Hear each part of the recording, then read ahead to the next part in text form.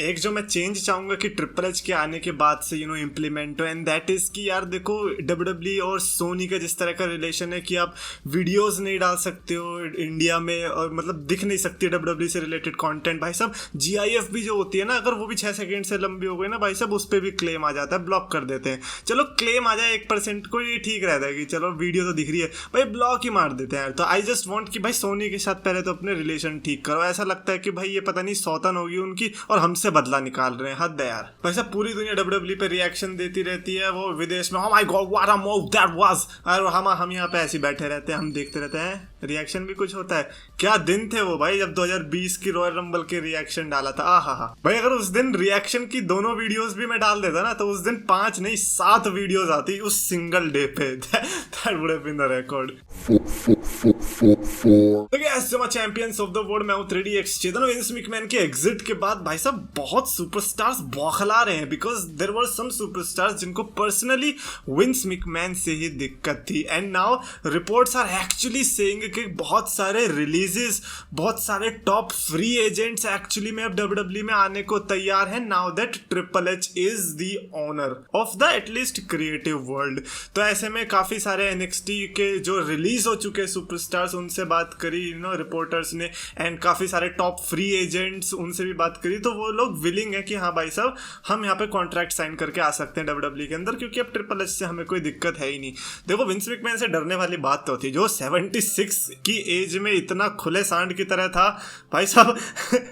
हर कोई डर के रहना चाहेगा ऑफ कोर्स, बट हाँ ट्रिपल एच के आने से हर कोई गेम खेलना चाहेगा, and we would love to see कि कौन कौन आ सकता है। और सबसे बड़े जो नाम इस समय आ रहे हैं वो है साशा बैंक्स एंड नेओमी का, जो कि लिटरली अभी गई हैं, और लाइक सबसे बड़ा कारण तो उनका विंस मैकमैन से ही है ना, कि क्रिएटिव डिसीजन नहीं है टैग टीम चैंपियनशिप्स के लिए, और बड़े बेकार तरीके से वो बिहेव कर रहे हैं। तो इसीलिए अब क्योंकि ट्रिपल एच है, तो maybe just maybe there is a big chance कि Sasha Banks and Naomi can come back. तो हम एक्सपेक्ट कर सकते हैं कि क्या पता समर स्लैम में जो बड़ी रिटर्न लोग एक्सपेक्ट कर रहे हैं कि अरे भाई साहब ये आएगा, क्या पता भाई वो नेओमी और साशा बैंक्स ही हो। अभी देखो, अब मैंने ये डायलॉग बोला, अब आप लोग डिसअपॉइंट हो गए ना कि नहीं है, लेकिन जब मैं सिर्फ साशा बैंक्स एंड नेओमी की बात करूंगा तो आप लोग कहोगे हाँ भाई होना चाहिए। लेकिन जैसे ही मैंने बोला कि एज, ब्रे वाइट और जॉन सीना, इनको छोड़ के सिर्फ इनकी रिटर्न होगी, तो आप लोग कहोगे कि अरे नहीं चेतन, हमें इतना भी नहीं चाहिए साशा और नेओमी। ऑल्सो एक भाई क्या मस्त वीडियो देखी आज मैंने, द टुडे शो पे रोमन रेंस गए थे। ऑफ कोर्स काफी अच्छा मोमेंट लगता है मेरे को जब भी ऐसे टॉक शो में गेस्ट बन के जाते हैं डब्ल्यूडब्ल्यूई के superstars, specially the top champions. And of course Conan O'Brien में तो अब नहीं जा पाएंगे क्योंकि वो तो रिटायर ही हो गए, बट द टुडे शो पे देखने को मिले रोमन रेंस। एंड मेरे को वाला डायलॉग याद आया जब जॉन सीना के साथ प्रोमो बैटल हुआ था, तो उसमें रोमन रेंस कह रहे थे कि मैं यहाँ पे मेहनत कर रहा हूँ ताकि तुम हैंग आउट कर सको on the today show, and now Roman Reigns is on today show. Started from the bottom, now we here. Roman Reigns का ये डायलॉग रहने वाला है, बट हाँ काफी अच्छा था इंटरव्यू। बट उस होस्ट से भाई साहब जैसे ही उसने समर स्लैम को सुपर स्लैम बोला ना, मैं कह रहा यार रोमन रेंस शांत क्यों बैठा, मैं तो उड़ के पंच मारता है, ज्यादा बन रहा है इंटरव्यू लेने वाले, समर स्लैम को सुपर स्लैम बोल रहा है।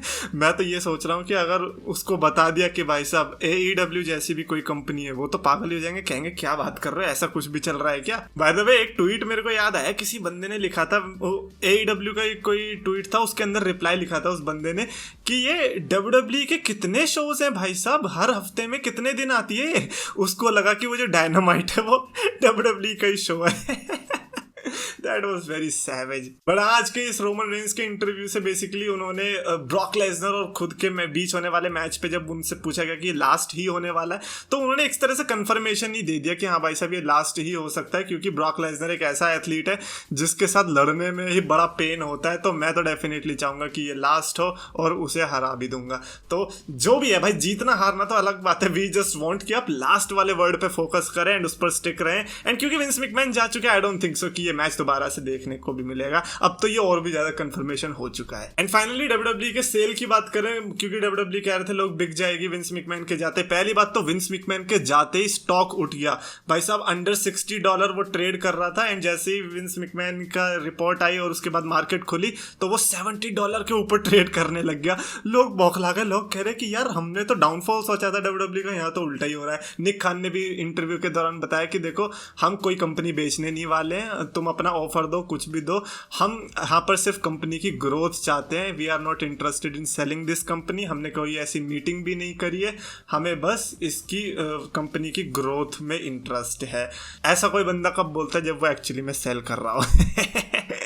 No I am just kidding. तो मतलब हाँ, खुशी की बात ये है कि जो पहले रिपोर्ट्स आती थी ना कि डिज्नी खरीद लेगी, घंटा खरीदेगी, I don't think so WWE is going anywhere any time soon. भाई NXT का एक प्रीमियम लाइव इवेंट भी आने वाला है, यानी कि जो वो क्लैश एट द कैसल होगा उसके आगे या पीछे, यानी कि उसके एक दिन पहले एक दिन बाद में NXT का भी इवेंट देखने को मिलेगा। और ये नहीं पता कि उसकी टाइमिंग क्या होने वाली है, बट इतना रिपोर्ट्स आ रही हैं कि वो उसी दिन होगा जब ऑल एलीट रेसलिंग का ऑल आउट होने वाला है, यानी कि डायरेक्ट कंपटीशन में जाने वाली है। हालांकि पहले भी आई गेस ऐसा हुआ है, लेकिन उस टाइम पे NXT टेकओवर पहले हो चुकी थी, जहां तक मेरे को याद है। आई थिंक 2 घंटे पहले स्टार्ट हो गई थी, बट जो भी है टाइमिंग डिफरेंट थी।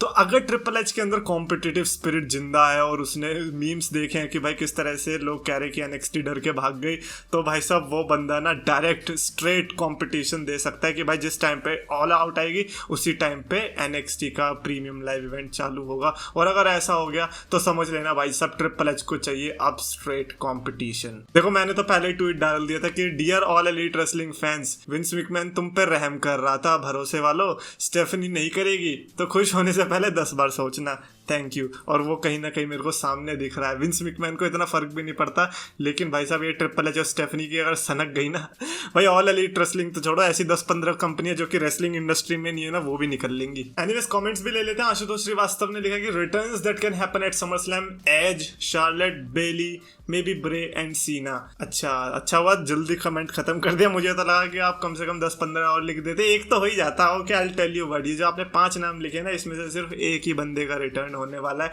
एंड ट्रस्ट मी, आप उस बंदे का नाम नहीं सुनना चाहते, right? And that is Charlotte Flair. पता है यार, मजाक कर रहा हूँ, ऑफ कोर्स शार्लेट फ्लेयर नहीं आएगी, वो तो अपने रिक फ्लेयर वाले जो मैच होगा उधर बिजी रहने वाली है।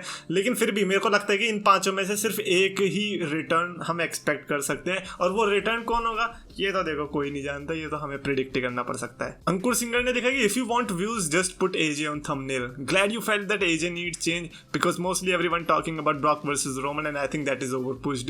देखो भाई, सबसे पहली बात तो आई डोंट थिंक सो कि AJ स्टाइल्स को थंबनेल पे रखने से व्यूज आते हैं, ऐसा कुछ भी ट्रू नहीं है।